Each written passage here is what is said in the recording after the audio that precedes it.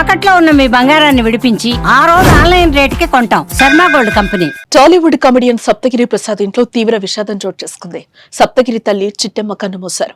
కొంతకాలంగా అనారోగ్యంతో బాధపడుతున్న ఆమె బెంగళూరులోని ఓ ప్రైవేట్ ఆసుపత్రిలో చికిత్స పొందుతూ మంగళవారం రాత్రి తుది శ్వాస విడిచారు.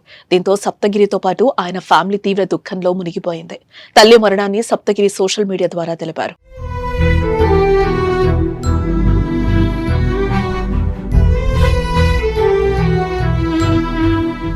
తిరుపతిలోని పద్మావతిపురంలో ఉన్న శ్రీనివాసపురంలో సప్తగిరి తల్లి చిట్టెమ్మ పార్థివ దేహానికి అంత్యక్రియలు ఏర్పాట్లు చేశారు. చిత్తూరు జిల్లాకు చెందిన సప్తగిరి అసలు పేరు వెంకట ప్రభు ప్రసాద్. ఆయన తండ్రి అటవీ శాఖలో ఉద్యోగి.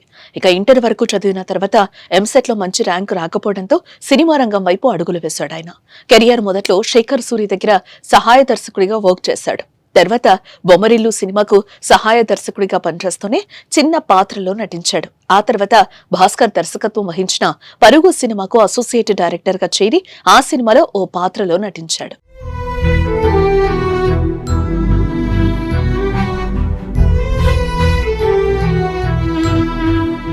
పరుగు సినిమా అతనికి నటుడిగా గుర్తింపునిచ్చింది. ప్రేమ కథా చిత్రం, వెంకటాద్రి ఎక్స్ప్రెస్ సినిమాలతో మంచి పేరు తెచ్చిపెట్టాయి. పలు చిత్రాల్లో తనదైన హాస్యాన్ని పండించిన సప్తగిరి ఎక్స్ప్రెస్ మూవీతో హీరోగా ఎదిగారు. ఆ తర్వాత ఇటు హీరోగా అటు కమెడియన్ గా ప్రయాణాన్ని కొనసాగిస్తున్నారు. ఇటీవలే ఆయన హీరోగా నటించిన పెళ్లికాని ప్రసాద్ గా అభిమానులను ఆకట్టుకున్నాడు. సప్తగిరి తల్లి మరణ వార్త తెలిసిన వెంటనే సినీ రంగానికి చెందిన పలువురు సప్తగిరికి సానుభూతిని తెలుపుతున్నారు.